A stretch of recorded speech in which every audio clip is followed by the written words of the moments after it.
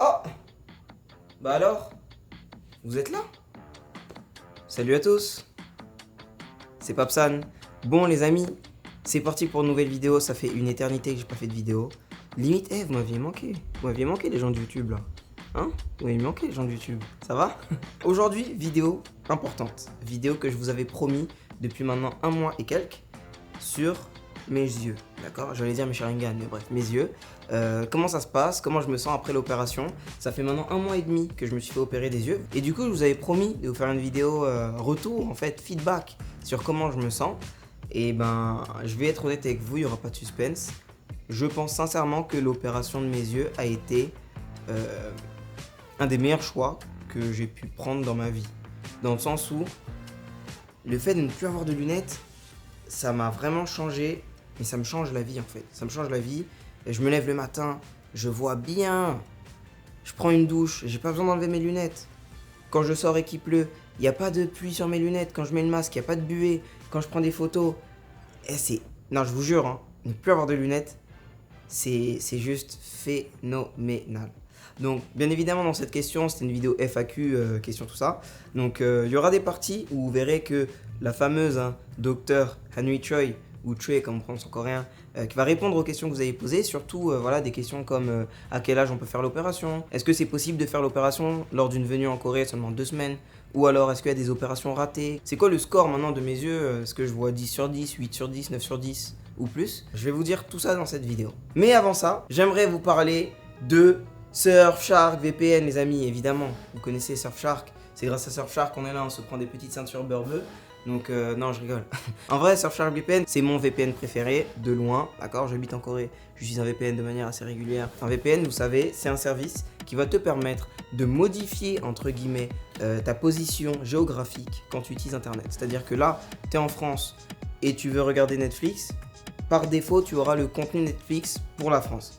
Mais si tu veux, je sais pas moi, regarder Netflix japonais, Netflix coréen, vous lancez l'application Surfshark VPN et puis vous avez juste à vous connecter dans le pays où vous souhaitez. Ça peut vous permettre en fait de, comment dire, d'outrepasser vraiment beaucoup de restrictions géographiques sur Internet, hein, surtout en Corée quand même, on en a pas mal besoin. Sans oublier que voilà, si t'as pas trop envie d'être tracé sur ce que tu fais sur Internet, utiliser un VPN ça peut être vraiment bien pour pas te faire voler tes données, données bancaires, bref, tout ça. Le truc top, c'est que tu as juste besoin d'un compte pour une infinité de périphériques. Donc si Surfshark VPN vous intéresse, n'hésitez pas, jeune code promo PAPSAN, 83% de réduction, 3 mois gratuits. Je vous assure, c'est vraiment un achat que je ne regrette pas et que je regretterai pas, je pense, parce que Surfshark VPN, c'est vraiment bien. Alors, du coup, je vais commencer à répondre aux questions que vous m'aviez posées par rapport à mes yeux. Première question, c'est est-ce que c'est durable et est-ce que je verrai bien à vie avec une seule opération? J'ai envie de vous dire oui et non. C'est durable dans le sens où, voilà, là, ma vision est parfaite. Pendant combien de temps? Je pense jusqu'à que j'atteigne vers les 40 ans, quelque chose comme ça. Ensuite, ça va recommencer à se dégrader un petit peu, mais c'est normal après tout. Je veux dire, on est des êtres humains. Je veux dire, même les trucs technologiques, en mode des cartes graphiques et autres, ça s'épuise au bout d'un moment. Donc c'est normal que mes yeux, de toute façon, un jour, je serai forcément amené à reporter des lunettes. Mais là, je me dis que j'ai 25 ans, jusqu'à 40 ans ou plus, ou je sais pas, j'aurais pas besoin de porter de lunettes. C'est formidable en fait. Enfin, je veux dire, comme quand tu vas faire tes dents, tu vois, tu vas mettre un appareil dentaire, on le sait, hein, c'est pas parce qu'on porte des bagues que nos dents restent parfaites toute la vie. Et ben dites-vous que c'est pareil pour les yeux. Là, je vois parfaitement, j'étais à 2 sur 10, d'accord? 2 sur 10 pour l'œil droit et 1 sur 10 pour l'œil gauche. Vous savez quelle est ma vision aujourd'hui? 12 sur 10. 12 sur 10. Regardez-moi ces yeux là. 12 sur 10. Vous vous rendez compte?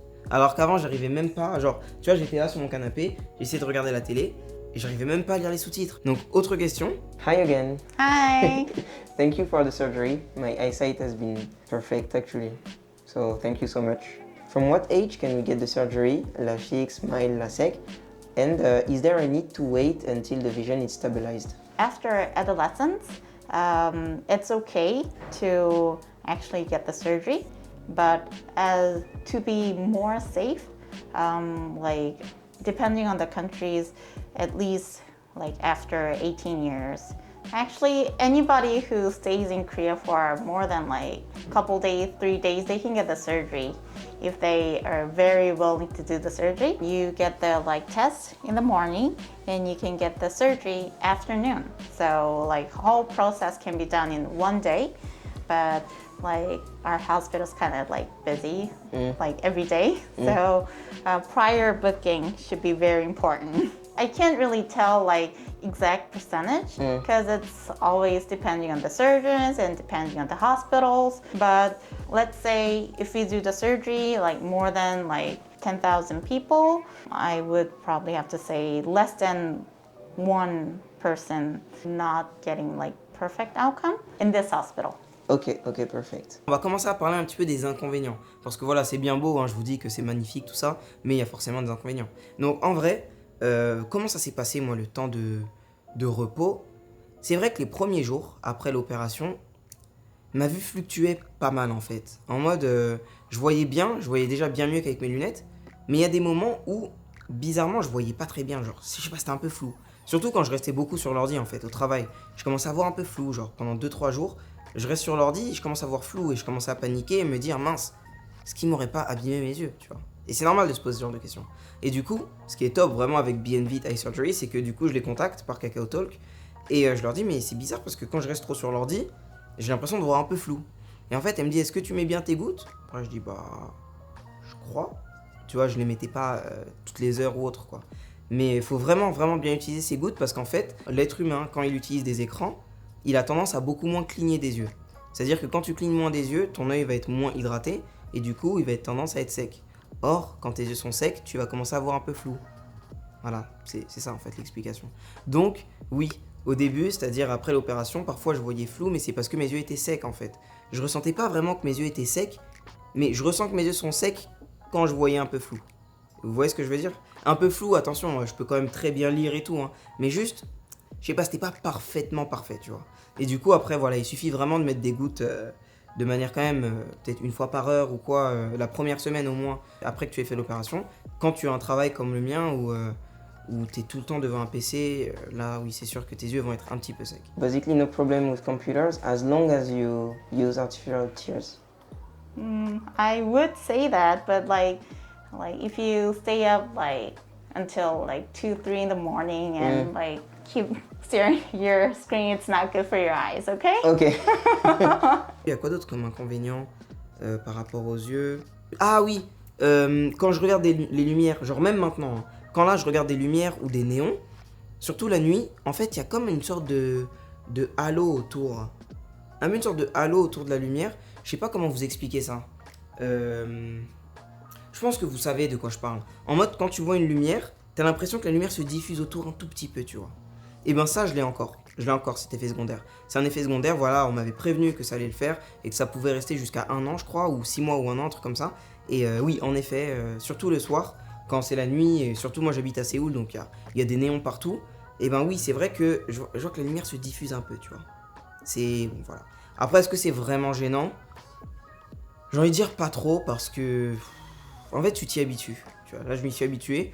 Et c'est comme si maintenant c'était devenu normal pour moi de voir comme ça. Si je pèse le pour et le contre entre voir parfaitement tout le temps et voir un petit peu les inconvénients, les yeux un petit peu secs parfois, ou voir un peu une sorte de halo autour de la lumière, franchement pour moi c'est dérisoire entre guillemets. Surtout qu'au niveau de la douleur, ça c'est une question que vous avez beaucoup posée aussi, c'est indolore. Genre ça fait grave pas mal.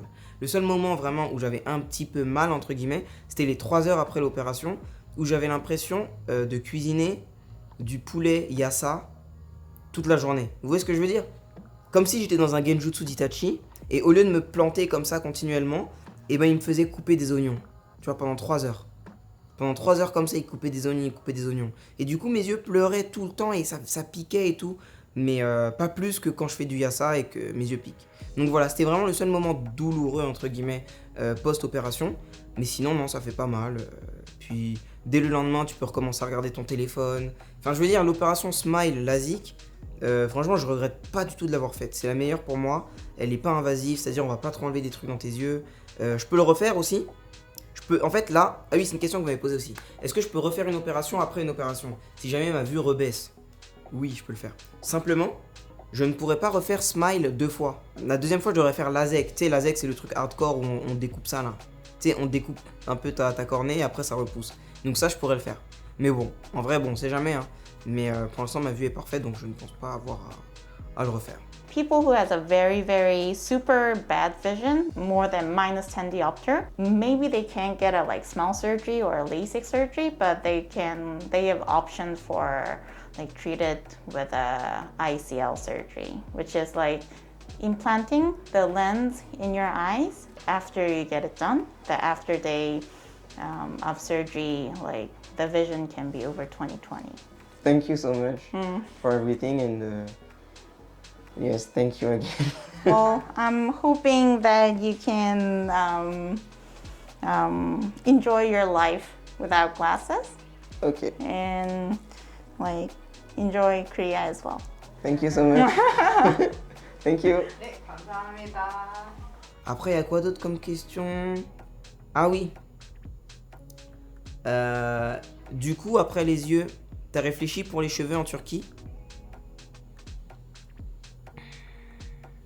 Yo, bailingay devde. Yo, dangareu torop. Voilà, c'est ma réponse. Non, en vrai, je vais pas aller en Turquie pour... Pourtant, il y avait une clinique qui m'avait contacté le jour de Noël, hein, quand j'étais au Sénégal, je vous l'avais pas dit sur YouTube, pour me dire bonjour pape, apparemment vous seriez atteint d'alopécie ou je sais plus quoi, calvitie, seriez-vous intéressé, tout ça, on vous met à l'aise, bref, tu vois, et en gros, un truc un peu partenariat, genre, pour qu'on aille m'implanter des cheveux sur le crâne.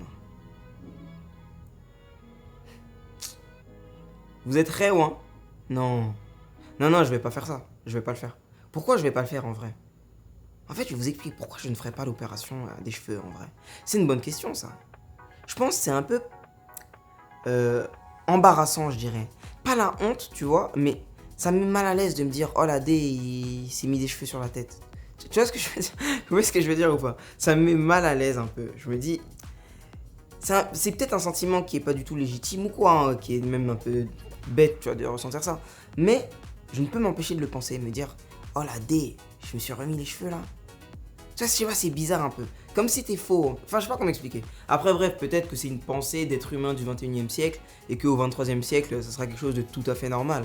Mais là, à l'heure actuelle, aujourd'hui, moi, jeune Sénégalais comme ça, là, ça me ferait un peu bizarre de me dire ouais, je vais me mettre des cheveux. Donc voilà. Du coup, nous, on se rase et puis on porte des couvre-chefs. Hein. Voilà, je veux dire, c'est comme ça. Hein. Ou sinon, vous adoptez la Z-solution, mais après, il faut vérifier de l'efficacité de ce remède. Donc voilà. Si vraiment je devais faire un bilan, tout ça, tout ce qui s'est passé là, plus les questions-réponses hein, du médecin, je dirais vraiment que l'opération de mes yeux, ça a été vraiment quelque chose de... Une décision pas facile à prendre. Il y a 4 ans, je m'étais dit je toucherai jamais à mes yeux, surtout pas voilà, dans un autre pays, tout ça je le ferai jamais. Mais je pense que le fait de vivre en Corée, ça m'a un peu changé. Au final, oui, la vie en Corée me change en fait. Ma vision des choses, la manière dont je perçois certaines choses évolue littéralement et peut-être que la prochaine fois je referai vraiment mon nez. Je rigole bien évidemment. La dernière fois, pop, refais pas ton nez. Les amis, regardez le jeune nez là, vous croyez que je vais faire mon nez ou quoi? Je vais faire mon nez, hein, j'aime bien mon nez moi. Les amis, je pense avoir tout dit dans cette vidéo. Je tiens à remercier encore une fois infiniment le docteur Hanui Choi, d'accord, pour son professionnalisme. Vraiment, elle m'a guidé de A à Z. Elle est douce dans son traitement. Je veux dire, non, c'était trop bien. Transparence au max. Tu poses des questions, elle te répond. Il n'y a aucune zone d'ombre. Je tiens également à remercier Rosa, hein, vraiment Rosa, manager des patients internationaux, vraiment qui m'a vraiment aidé. Tu vois, c'est quand même dans un hôpital, je veux pas trop parler coréen et après je loupe une information essentielle et on me fait des trucs bizarres. Donc vraiment, merci infiniment. Thank you so much, Rosa. I guess you're watching this video, so thank you so much. Et puis voilà. Donc voilà, je pense avoir tout dit dans la vidéo. Je sais pas ça fait combien de temps que je parle. Oh, 16 minutes déjà, punaise. Donc les amis, avant de terminer cette vidéo, j'aimerais vous montrer quelque chose de très important. Si vous m'avez pas trop vu sur YouTube ces derniers temps, c'est parce que je travaillais sur un projet. Un projet qui me tient beaucoup à cœur. Vous savez que maintenant le jeune homme est photographe, d'accord? J'ai des séances photos assez régulièrement, que ce soit avec des clients ou des modèles. Donc voilà, si jamais ça vous intéresse, envoyez-moi un DM ou un mail pour un petit shooting à Séoul. Mais là, ce dont j'ai envie de vous parler, c'est ça, des petits tableaux que j'ai de mes photos, d'accord? Donc comme vous pouvez voir là, petit tableau en métal, d'accord, impression fine art, excellente qualité. Voilà, hop. Vous pouvez retrouver bien évidemment tous ces tableaux-là à la vente sur mon site papsan.com. Vous avez également d'autres d'autres photos, bref. Et en fait, j'upload le site, enfin j'update le site assez régulièrement pour que il y ait de nouveaux tableaux à chaque fois, pour que il y ait toujours plus de choix. Donc bien sûr, c'est en édition limitée. Donc si jamais ça vous intéresse, allez-y, n'hésitez pas. Papsan.com, d'accord, des tableaux de qualité. Vraiment, la qualité, t'as peur. Livraison offerte, etc. Donc voilà. Je vous invite à aller voir sur le site papsan.com. Merci à vous les amis, je suis content en vrai d'avoir tourné cette vidéo. Ça faisait un petit moment que j'avais pas fait de vidéo YouTube et je me sentais un peu... Vous me manquiez en fait. Les gens de YouTube, je vous aime beaucoup. Donc voilà. Merci infiniment pour cette jeune vidéo. Et moi je vous dis à très très vite. Je vais pas vous dire la semaine prochaine parce que je ne sais pas encore. Mais je vous dis à très vite. Dans tous les cas, il y aura quand même des vidéos assez régulièrement. Au moins 2 par mois je pense. Et puis je vous dis voilà, à très vite pour une nouvelle vidéo. Merci encore à Surfshark VPN d'avoir sponsorisé. Et à vous. N'hésitez pas. Ah oui, s'il vous plaît. Venez sur Instagram. C'est pourquoi je vous touche comme ça. Venez sur Instagram aussi, s'il vous plaît. Venez sur Insta. C'est juste que je suis beaucoup plus actif sur YouTube. Enfin, sur Instagram et sur Twitch. Donc, si vraiment vous voulez me voir, savoir ce que je fais, comment se passe la vie et tout ici, venez sur Instagram et sur Twitch aussi. Twitch, c'est important. Il y a du contenu. Genre, je vais dans des villes, je filme toute la journée. Bref, des vlogs en live. Donc, vraiment, ne loupez pas ça. Venez sur Twitch. Vous verrez, vous serez content. Donc voilà, en tout cas, abonnez-vous sur ma chaîne YouTube parce qu'il y a encore de très grosses vidéos qui vont arriver sur ma chaîne. Il y a énormément de sujets que j'ai envie de traiter et du coup, vraiment, je vais les faire. Donc il faut juste là que l'histoire de Covid passe parce que ça me bloque énormément. Au final, oui, le Covid a aussi un impact sur ma vie parce qu'il y a des vidéos que je ne peux pas faire à cause du Covid. Donc voilà, patientons et puis on se dit à très vite pour une nouvelle vidéo. Ciao!